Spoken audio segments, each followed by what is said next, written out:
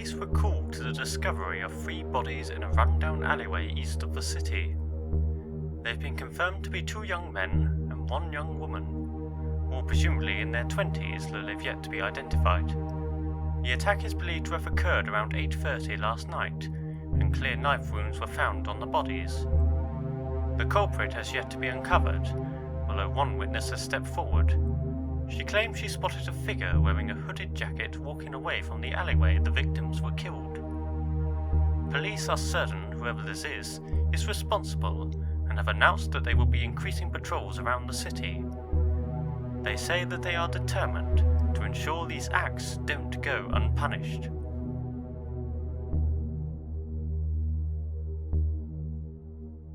The radio that sat on the food stand continued its constant buzz, moving on to other stories and reports that have recently happened.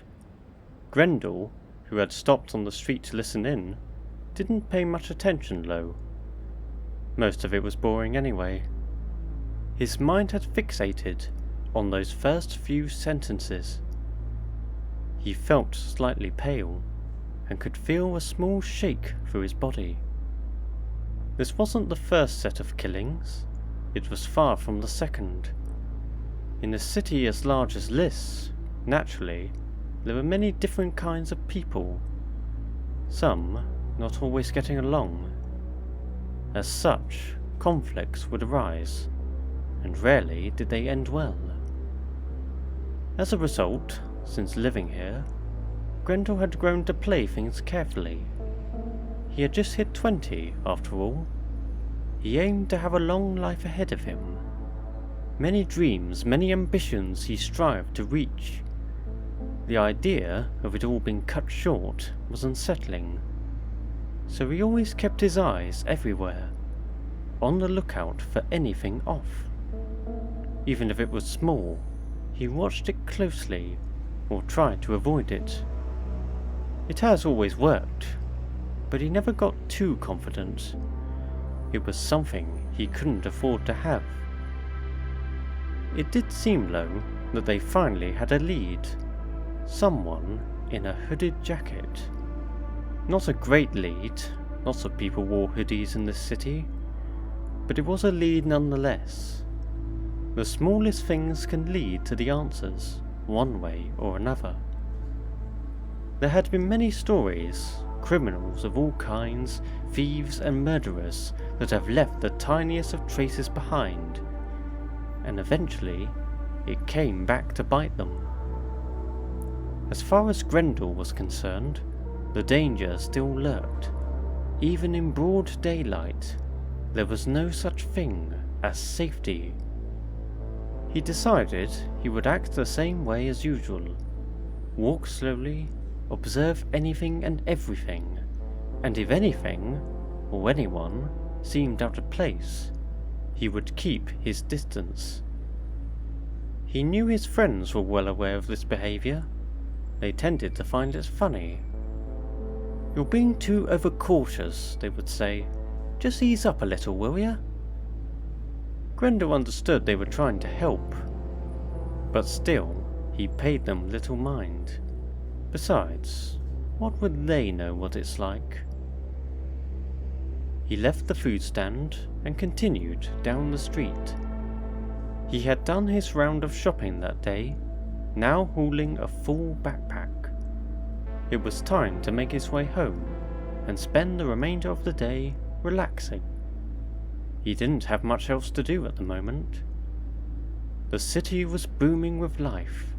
The smell of endless rows of cars filled the air, and all the streets came with several thuds and clicks of footsteps. It was a strange feeling for Grendel. Just so many people everywhere, going about their business. To think that any one of them could be the next victim.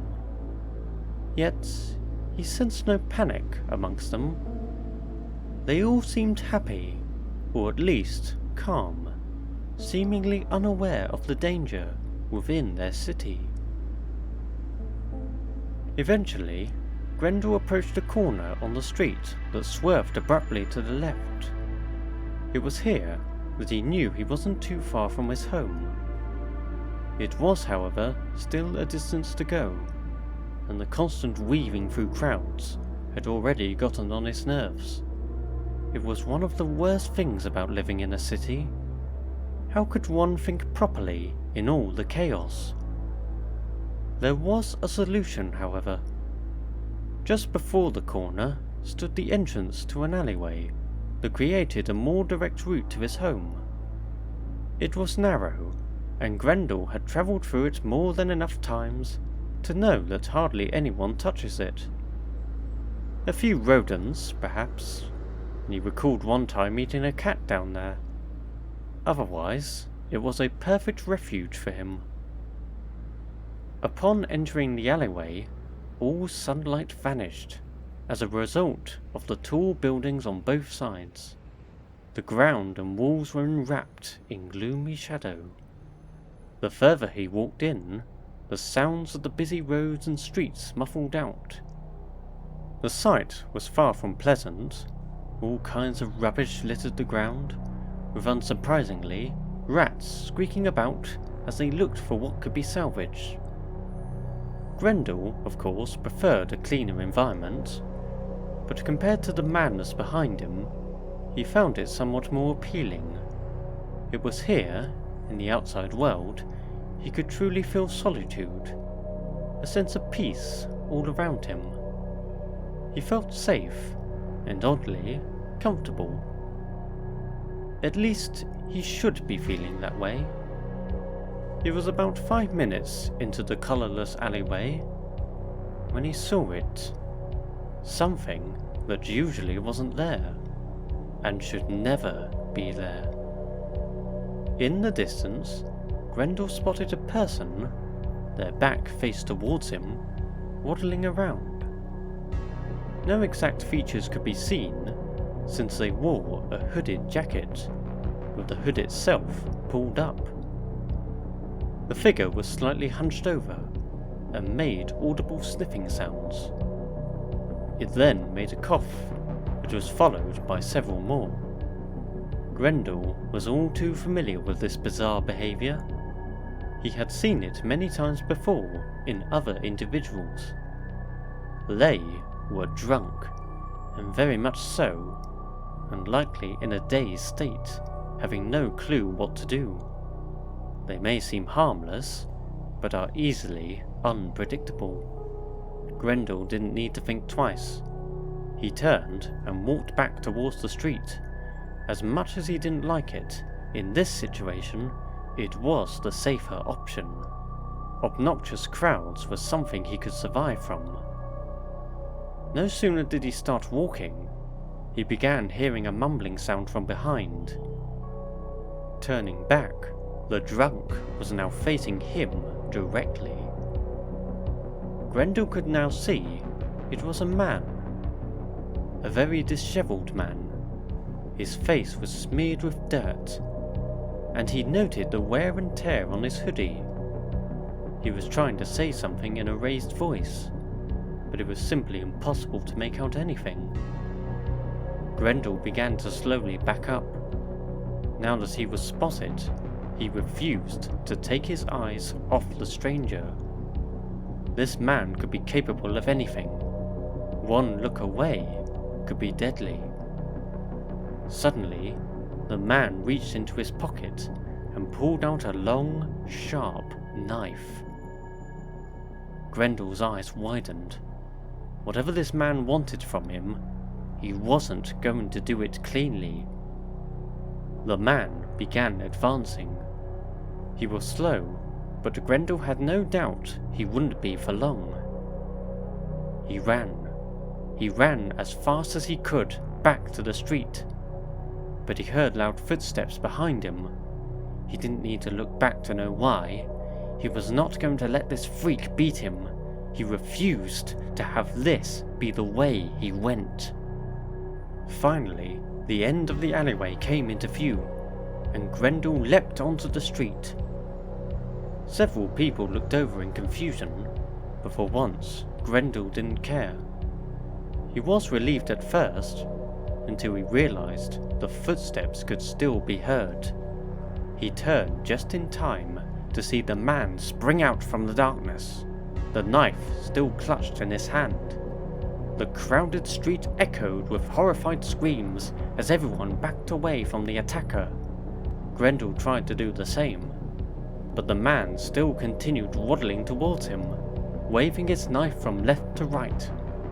He knew he couldn't take action, not out here, but no one around him seemed interested in helping him out.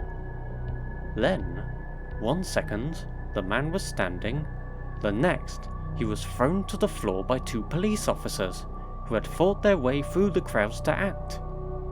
The man just wailed and cried as one officer held him down, cuffing his hands, while the other grabbed the knife.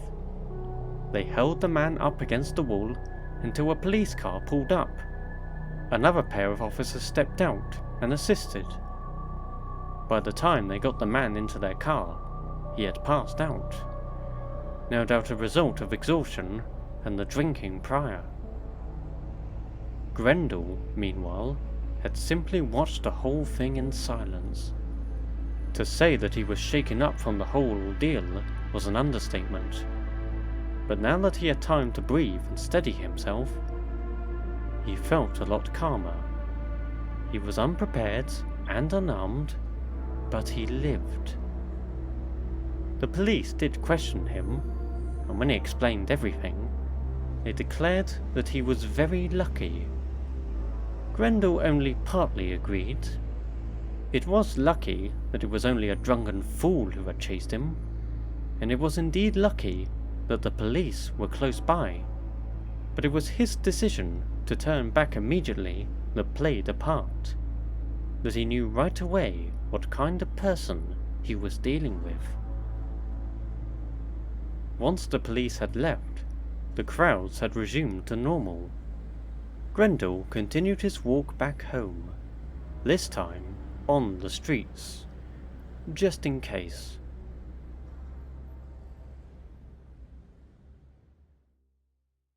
The weeks went by. No more deaths had been reported.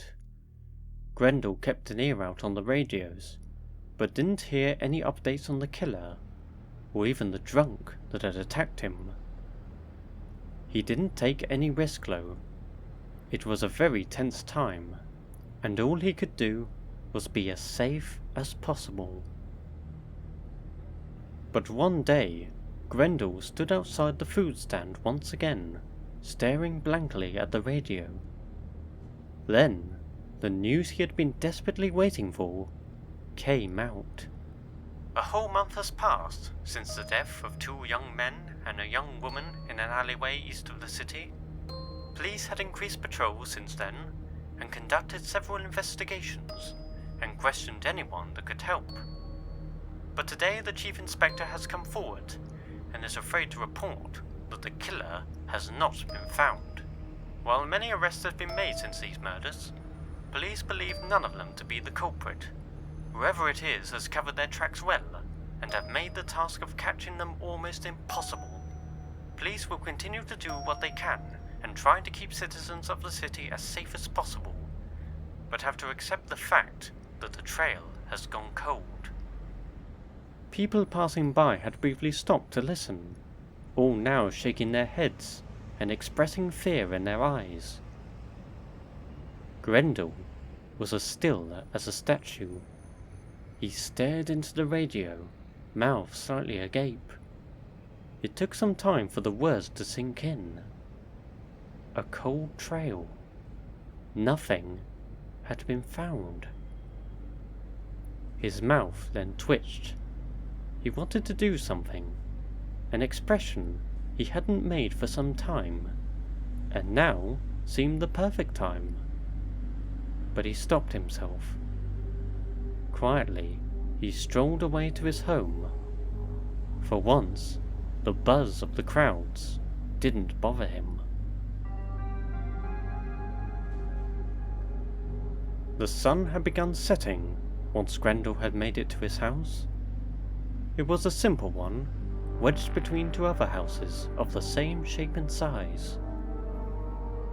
A rusty gate made for the entrance, which he pushed aside with little effort. There was nothing special about it. It was rather ordinary, and that was why he liked it. He didn't want something that would stick out too much. Grendel entered his bedroom and shut the door behind him. Silence was all that greeted him. A small beam of fading light shot through the window. But otherwise, the room, as well as himself, were in complete darkness. The wardrobe, the desk, and his bed, all simple shapes, lacking any detail. He didn't mind, of course, far from it in fact. Liking the alleyway, he always felt more comfortable in this environment, like being shrouded in a dark cloak, where he cannot be seen, where he could go where he wanted and do what he wanted. It was a lovely feeling, but there was just one thing missing. Looking towards his desk, a simple wooden chair sat in front of it, with a piece of clothing draped over the top. A dark red hooded jacket, plain, soft and spotless. It had stayed there for a while now. He was wise not to wear it in broad daylight. He would be more of an obvious target that way. Grabbing a hold of it, he slowly placed it over his body, reveling in the warmth it gave, and quickly pulled the hood over his head.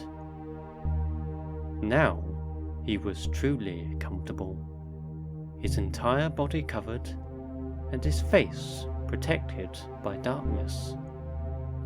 Finally, after holding it in, he grinned.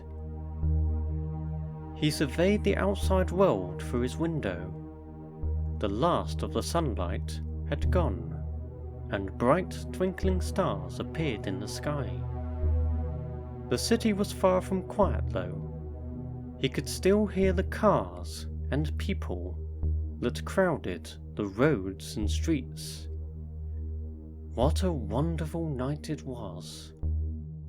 It would indeed be a shame to waste it.